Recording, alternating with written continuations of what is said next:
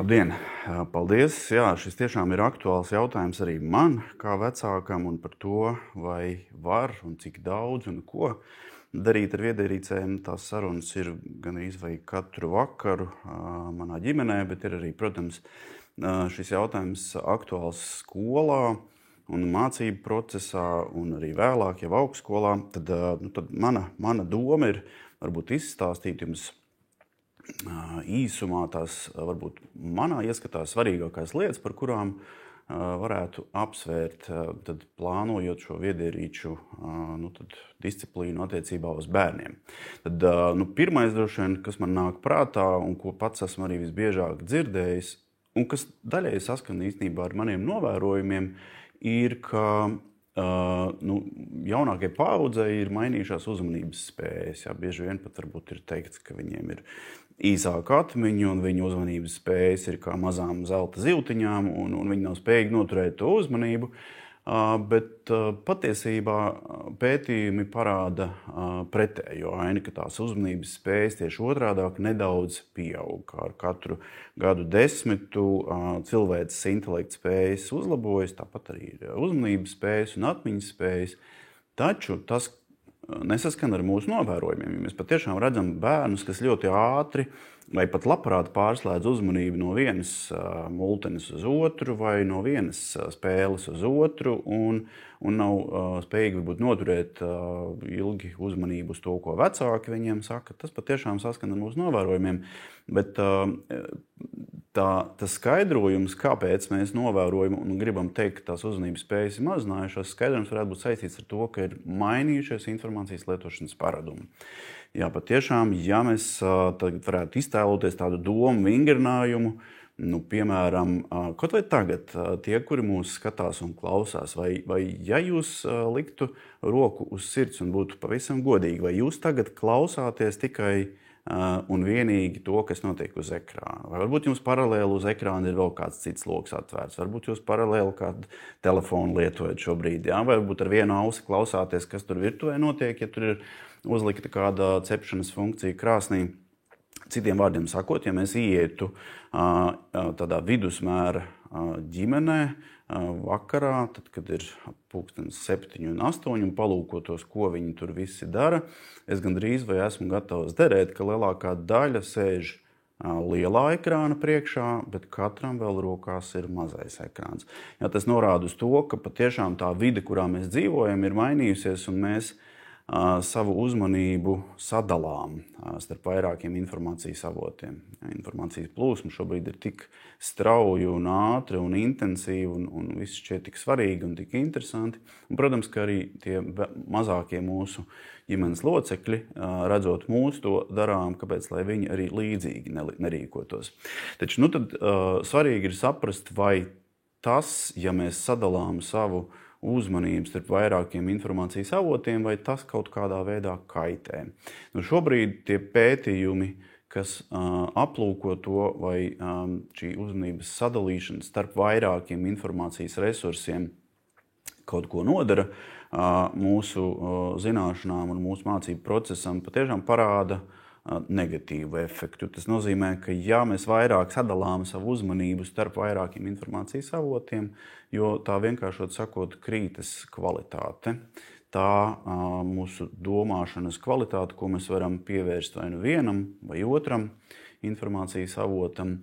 Un te droši vien ir vietā domāt par dažādām situācijām. Jo atkal, varbūt, ka jūsu novērojumi saka jums, ka tas nekas, ka es sadalu to uzmanību, vai ne? Es varbūt vienu ausi klausos, kas notiek tajā cepeškrāsnī, ar vienu aci skatos savu iemīļoto seriālu, drusku pasekoju līdzi, ko tas mazākais tur rāpojot pa grīdu, lai kaut ko neiebāž mutē, un vēl pagūst aprunāties ar citiem ģimenes locekļiem, un vai tad tur kaut kas slikts notiek. Tad mana atbilde ir tāda, ka diemžēl ir atšķirīgas šīs likuma situācijas. Ja mēs ģimenē patiešām kaut kur varbūt tādā sadzīviskā gaisotnē šo uzmanību sadalām starp vairākiem informācijas avotiem, tad no tā varbūt, ja kāds process tur mazāk vai kvalitīvi tiek izdarīts vai mazāk apjomā, neviens varbūt daudz necieš. Taču mēs itin viegli atkal varam pārcelties tādā doma eksperimenta veidā uz situāciju vadot automašīnu vai vadot divriteni. vai skolēna gadījumā pildot pārbaudes darbu. Tad šajās augstu likmu situācijās tā uzmanības sadalīšana starp vairākiem informācijas avotiem būtiski ietekmē iznākumu. Patiešām pētījumi parāda, ka bērni, kuri lieto eksāmenu vai pārbaudas laikā mobilos tālruņus, viņu sekmes ir druscītiņi zemākas. Autovadītāji, kuri pie stūres lieto mobilos tālruņus, diezgan bieži biežāk iekuļas dažādos satiksmes negadījumos un tā tālāk. Ja, šie pētījumi patiešām parāda, ka mūsu prātam laikam nav iespējams kvalitatīvi sadalīt uzmanību starp vairākiem informācijas avotiem. Šajā sakarā es jums varu arī ierosināt pilnīgi vienkāršu fizisku eksperimentu. Jūs varat vienkārši paņemt mājās kādu necaurspīdīgu plāksni vai papīra lapu un nolikt to taisni pa vidu no deguna, tā lai sadalītu abas acis, un tad izvēlēties vienu fotoattēlu, kas būtu labai acī, un otru fotoattēlu vai vienalga kādu priekšmetu kreisai acī. Un pamēģiniet saprast, vai jūs vienlaikus varat redzēt abas divas lietas, kas ir dažādas katrai acī. Ja jums tas būs izdevies, tad jūs droši varat pieteikties uz kādu labu Guinness rekordu, jo tas nevienam nav izdevies.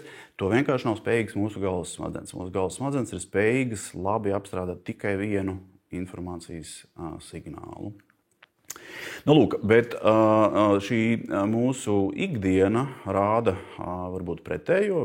Patiešām mūsu ikdienā mēs varam bieži vien šo informācijas plūsmu sadalīt un vienlaikus kaut ko drusku paskatīties telefonā, vienlaikus televizorā, ar vienu ausi vēl klausīties kādu sarunu un kaut ko vēl ar rokām darīt. Ja, šie mūsu pašu empīriskie novērojumi parāda, ka mēs spējam to darīt. Ja? Tas saucamais angliskais termins, tas multitaskings vai daudz uzdevumu veikšana, ja mēs to varētu tā vienkāršot latviskot, parāda, ka mēs varam itin viegli pārvirzīt to uzmanību no viena avota uz otru.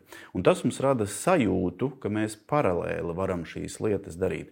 Lai gan patiesībā pētījumi, kas ir mēģinājuši saprast, kas notiek cilvēku galvas smadzenēs tajā brīdī, kad viņš dara vairākas lietas vienlaicīgi, pētījumi parāda, ka tā smadzeņu galvas aktivitāte ļoti ātri pārslēdzas no viena informācijas kanāla uz otru.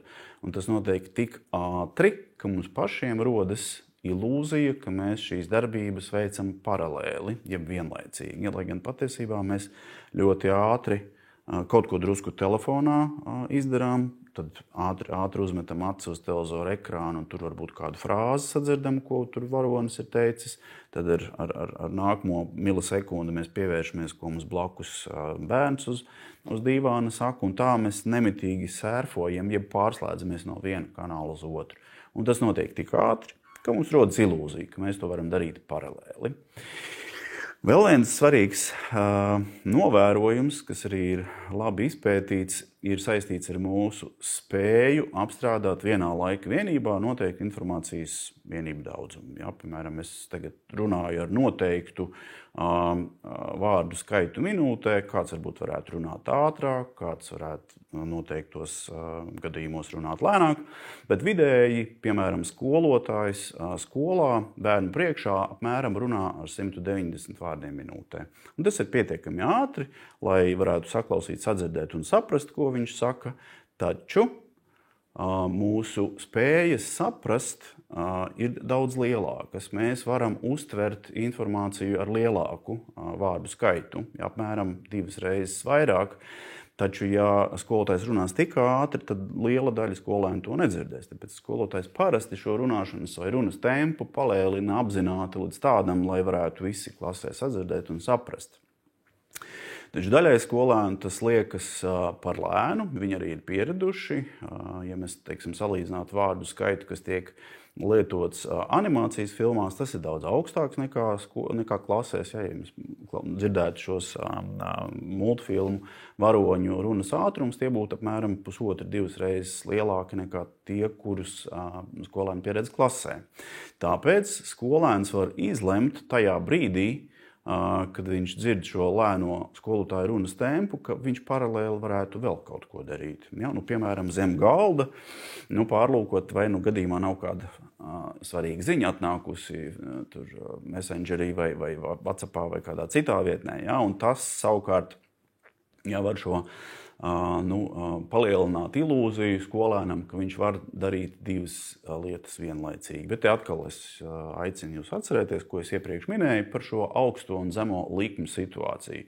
Tādā ikdienas mācības stundā skolēnam īstenībā nav iespējas pārliecināties, vai tas, ko viņš ir sadzirdējis skolotāja teiktā vai rādītājā uz tāfeles, vai tas ir kvalitatīvi saprasts. Ja, bet par to viņš pārliecinās tad, kad ir pienācis pārbaudes darbs vai eksāmenis.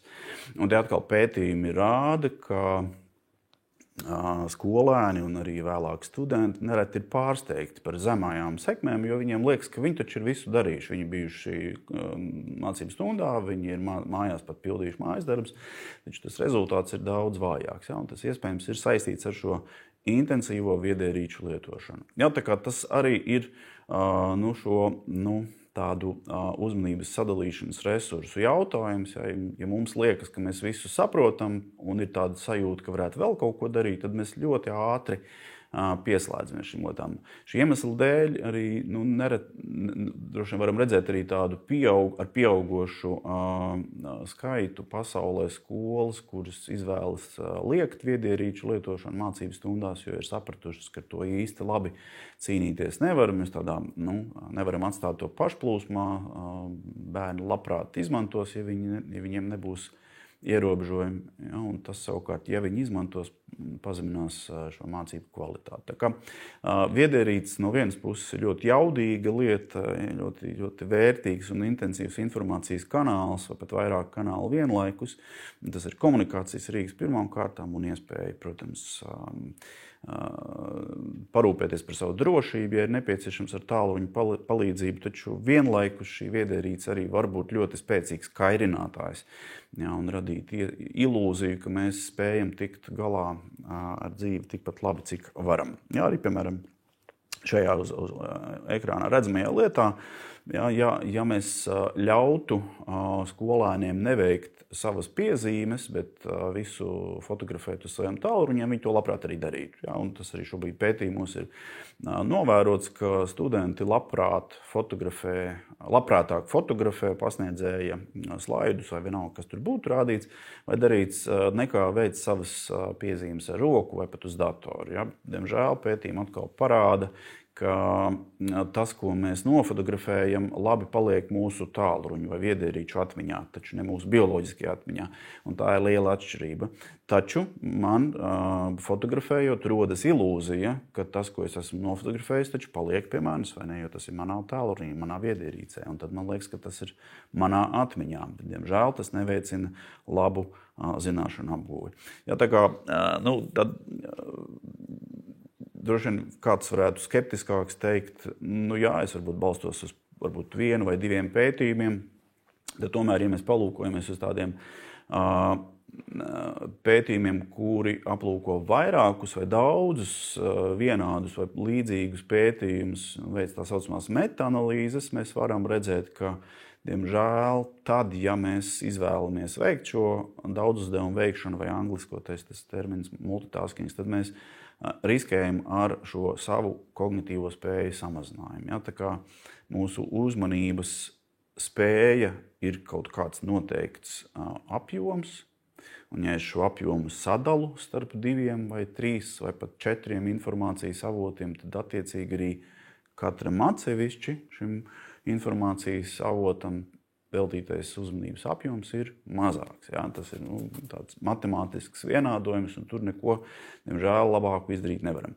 Un arī, ja mēs uz ekrāna raugāmies, mēs redzam, šajā labajā pusē ir grafiks, kurā ir daudzi mazi pētījumi, kuros ir salīdzinātas cilvēku spējas, tad, ja viņi veic vairākas darbības vienlaikus, un tad, ja viņi veic darbību vienu.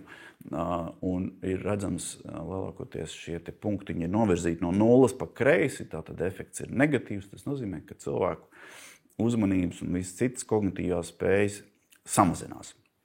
Jā, un mēs nespējam bieži vien šo saturu kontrolēt, īpaši mūsu bērni, kuriem vēl tikai šīs kognitīvās spējas attīstās. Ja?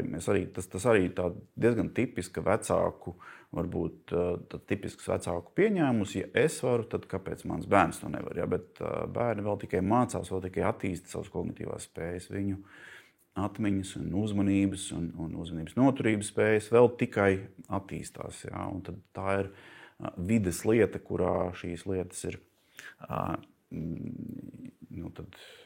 jāregulē vai jākontrolē. Un biežāk arī ir novērots, ka šie uzdevumi vai lietas, ko mēs darām vairākas, vienlaicīgi ir ļoti nesaistītas savā starpā. Piemēram, ja es klasē klausos, ko mans skolotājs stāsta tagad par divdebi teicienu, vienlaikus telefonā lasu kādu privātu ziņu no savu draugu, tās tomēr ir divas nesaistītas lietas. Cita lieta, protams, varbūt ir tie mācību procesi, kuros viedierīces ļoti apzināti tiek izmantotas ar nolūku papildināt ar tehnoloģijām kādas mācību procesa fāzes. Tās ir izņēmuma lietas, tajos gadījumos tās uzmanības spējas cieši mazāk, jā, bet ir jāraugās, lai tās lietas, kas tiek darītas vienlaikus, lai būtu ar līdzīgāku vai vienlīdzīgāku saturu. Jā, tā kā šīs zemu un augstu likmju rāmis droši vien ir galvenais jautājums, kas mums pašiem sev ir jāuzdod. Tad vai man ļaut vai neļaut darīt bērnam kaut ko viedierīcē, ir saprast to kontekstu. Ja bērns tajā brīdī pilda mājas darbu, tad ir saprotams, ka tā ir augsta likmju situācija, jo no mājas darba izpildīšanas kvalitātes būs atkarīgs kāds nākamais solis viņa izglītībā. Un, ja pildot mājas darbu, viņam uz galda stāv vēl kādas citas lietas vai viedierīces vai informācijas avoti, kas būtiski novērš viņu uzmanību, tad, protams, tas ir traucējoši.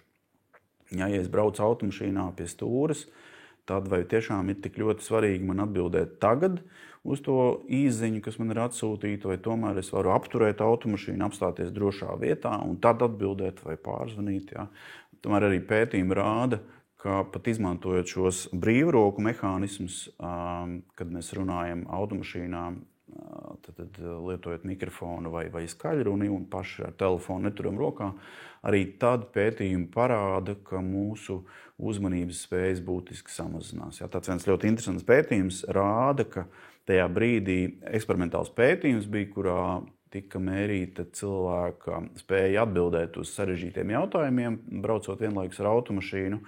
Un tā eksperimenta situācija tā arī bija uzorganizēta, ka cilvēki brauc automašīnās un vienlaikus runāja pa telefoniem, brīvroku sistēmu izmantojot vai handsfree sistēmu izmantojot, un viņiem bija jāveic kreisais pagrieziens. Tie, kur ir autovadītāji, droši vien arī zina, ka tas ir viens no vissarežģītākajiem manevriem, jo ir jāskatās, kas notiek pretējā plūsmā.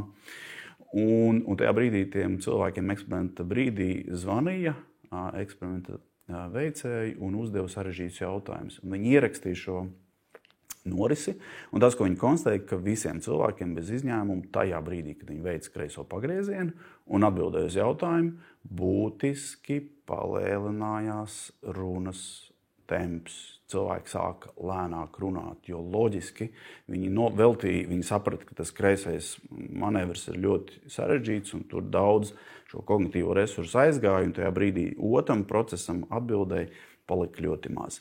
Tā kā tas ir tāds varbūt sarežģīts piemērs tam, kā mēs varam domāt par saviem bērniem, kas ir viņu zemu un augstu likmju rāmis. Tā kā kopumā mans redzējums par šo lietu ir tāds, ka uzmanības spējas nav mazinājušās, tā ir laba ziņa, taču vide, kurā mēs dzīvojam, ir ārkārtīgi intensificējusi informācijas plūsmu un radījusi apstākļus, kuros mēs ļoti viegli varam šo uzmanību pārslēgt. Ja? Un tas risks, izmantojot viedierīces, ka šī uzmanība var manāmi mazināties gan apjomā, gan kvalitātē. Un tas, protams, mācību procesā nozīmē diezgan vājus rezultātus, ja, un mūsu uzdevums kā vecākiem ir parūpēties par labu viedierīču higiēnu, par labu disciplīnu un par labiem alternatīviem pasākumiem, ko piedāvāt bērniem. Tas man arī viss. Paldies! Lielas paldies! Vai jūs varat padalīties, varbūt ir kaut kāda metode, respektīvi saprotot, noskatoties to prezentāciju, vismaz man top skaidrs, ka nevajadzētu apvienot skolu ar kaut kādu viedierīču lietošanu, bet vai ir, teiksim, jūs arī sakat, jūs savā ģimenē domājat, ir kaut kādi tie rāmi, cik daudz vajadzētu, vai tomēr to izmantot kā palīgi līdzekli arī skolā, jo vakar te mūsu sarunā vienojāmies, ka arī skolā tas nav izmantojams kā palīgi līdzeklis, līdz tam ir nonāks, teiksim, Francija un valdība pat tādā līmenī, bet jūsuprāt, vai ir kaut kāds brīdis, kur tas telefons izņemot šos drošības apsvērumus, ko jūs minējāt, tomēr būtu jāienāk? Droši vien komunikācija ir svarīgākā lieta, kas šobrīd ir, kur mēs to lietu nevaram liekt. Ja bērnam ir tā saziņa ar klases biedriem vai draugiem, izmantojot viedierīces, tad to mēs nevaram liekt. Taču, kas viss pārējās lietas, vai tās būtu spēles, vai TikToks, vai vēl kādas citas brīvā laika pavadīšanas lietas, par tām būtu droši vien nopietni jāapsver, vai tās patiešām ir vajadzīgas, un vai tās var kaut kā reglamentēt, vai ar noteiktu laiku noteikt. Tad pirmais ir noteikti jābūt labiem ģimenei noteikumiem par to, cik ilgi un ko tu drīkst izmantot uz viedierīces. Otrs noteikums man ir, kā vecākam, jāspēj piedāvāt vietā kvalitatīvas un labas attīstošas lietas, ko tiem bērniem darīt un kā pavadīt laiku. Un trešais, ja es pats sēdēšu ar to viedierīci rokās no rīta līdz vakaram, tad es būšu slikts piemērs savam bērnam, jo bērni vislabāk mācās no vecākiem. Paldies, viena no skatītājām raksta, vai skatītājiem. Paldies, Edmund, lieliski pētījumos pamatot skaidrojumu, kas liek aizdomāties pašai par informācijas patēriņu paradumiem. Un te seko arī jautājums. Tas nozīmē to, ka skolotājiem nevajadzētu vienlaicīgi likt skolāniem darīt divas lietas. Piemēram, skolēns pilda uzdevumu matemātikā un skolotājs paralēli komentē. Šis ir labs jautājums. Pētījumi patiešām parāda, ka mūsu spējas, ja tā varētu teikt, samazinās, ja mums ir jāvērš vienlaikus uzmanība gan uz vizuālu, piemēram, uz tāfeli kādu rādām piemēru vai kādu citu vizuālu formātu, un otrs ir skolotāja paralēli stāsta. Pētījumi patiešām to parāda, bet tas efekts ir daudz mazāks nekā tad, ja, piemēram, skolotāja rādītu uz tāfeles matemātiskus vienādojumus un vienlaikus paralēli stāstītu, kā viņi tagad sestdien, svētdien ir pavadījusi laiku mežā, sēņojot. Tās lietas, ja viņas ir pēc satura līdzinās vai par vienu to pašu, nav tik kaitējuši, tā satura atšķirība ir milzīga. Bet, protams, labi pedagoģiski paņēmieni mums saka, ka no sākuma parādām un tad komentējam. Vai komentējam un tad parādām. Tad šīs lietas varētu vienkārši saprotot, dot drusku vairāk laika bērniem. Respektīvi, gan tā uztvere, kas ir ar skaņu, gan ar attēlu, var atšķirties labāk to darīt tā kā pamīšas nereizē ieteicams. Tā būtu vislabākā praksa. Un kāds vecāks vaicā, kā pusaudžiem pārdot, ka pārmērīgs ekrāna laiks padara par dārzeni, kas varētu ietekmēt ilgtermiņā? Tātad, kā pusaudžiem pārdot domu, ka pārmērīgs ekrāna laiks padara par dārzeni?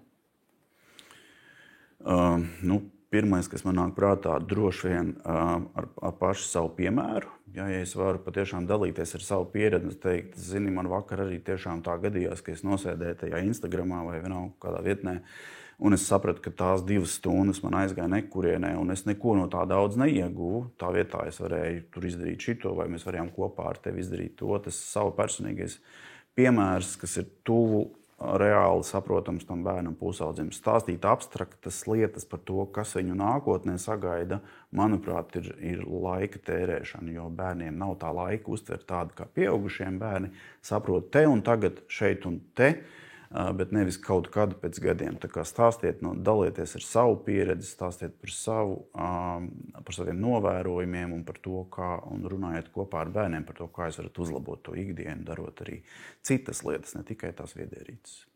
Tātad viens no fóruma skatītājiem arī iesaka daudz vairāk ģimenei pavadīt laiku dabā, un tas arī mans jautājums. Daudz esmu dzirdējis arī no psihologiem runājot par to viedierīču lietošanu.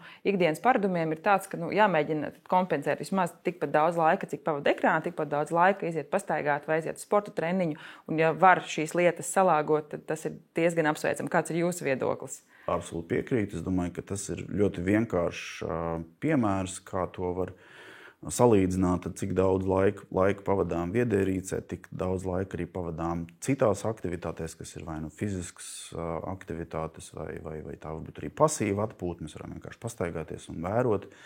dabu un darīt tik daudz lietu visu cauru gadu. Bet tas ir jautājums, vai mēs esam to spējīgi, jo šobrīd pētījumi rāda, ka pusauģi vidēji dienā pavada viedierīcēs apmēram 8 stundas. Latvijā? Jā, tad visā pasaulē gan. Caurmērā tie skaitļi ir Kongā laikam bija visaugstākie, bija 11 stundas, pie mums bija kaut kur apmēram 7-8 stundas. Tā kā jautājums, vai mēs patiešām būsim spējīgi 7 stundas pavadīt dabā, jo tad vēl kaut kur jāatvēl laiks ēšanai un gulēšanai un tādām lietām. Tā kā es domāju, ar mēru un samērīgi tās lietas var kaut kā noregulēt, saprotot par viņu svarīgumu. Galvenais, ka mēs par to runājam, ka mēs par to bažījamies un tas mums rūp. Kā ir tiem vecākiem, kuri šobrīd, domājot par skolas gaitu uzsākšanu, piemēram, 1., 2., 3. klasē, domā, vai pirkt telefonu bērnam vai nē? Kāds ir jūsu viedoklis? Kad ir tas laiks, kad vajadzētu bērnam tomēr vai drošības dēļ vai komunikācijas dēļ ar citiem klases biedriem iegādāties šo telefonu? Sarežģīts jautājums, man uz to nebūs labas atbildes. Es zinu, ka prakses ir dažādas arī Latvijas skolās. Droši vien tādas drošības un komunikācijas nolūkos var izlīdzēties ar tā saucamu podziņu telefonu, ar kuras var sazvanīt, vai ir tāds aprocis arī dažādas piedāvāts, ar kurām var padot signālu, ja gadījumā kas. Bet droši vien tā realitāte ir tāda, ka ir skolas un ir klases, kurās tā viederīce ienāk negaidīta. Un tad mans ieteikums būtu tomēr šīs lietas savlaicīgi izrunāt kādās vecāku un skolotāju kopīgās sanāksmēs un vienoties un saprotot par to, kā tās viederīces var negatīvi ietekmēt mūsu bērnu mācīšanās kvalitāti. To saprotot, tomēr mēģināt to viederīču ienešanu klasē padarīt tādu jēgpilnu, un tad, kad tas ir vajadzīgs, un patiešām bez tā nevar iztikt, bet manā ieskatā no 1. līdz 3. klasē tā viederīce nav nepieciešama. Tā kā droši vien tas ir tiešām tāds prakses jautājums, vai ir iespējams vienoties ar skolu un visiem vecākiem, jo droši vien vecākiem var būt atšķirīgi viedokļi. Tad tas varētu būt viens no tādiem varbūt arī skolas uzsākšanas tematiem, vienoties, mēģināt runāt. Mums iepriekšējā lektora runāja par to sadarbību ar skolotāju, tad varbūt ka šis arī ir viens no jautājumiem, kur pārdomāt pirms skolas sākšanās, varbūt mēģināt vienoties par šiem kopīgiem noteikumiem. Noteikti.